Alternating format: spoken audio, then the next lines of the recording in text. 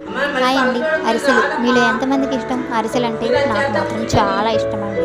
చాలా ఇష్టమే కానీ ఇది చేయడం మాత్రం చాలా కష్టం అండి. పాకం సరిగ్గా కుదరకపోయిందంటే అరిసె రూపురేఖలే మారిపోతాయి. విరిగిపోవడం కానీ నూనె పీల్చేయడం కానీ జరుగుతుంది.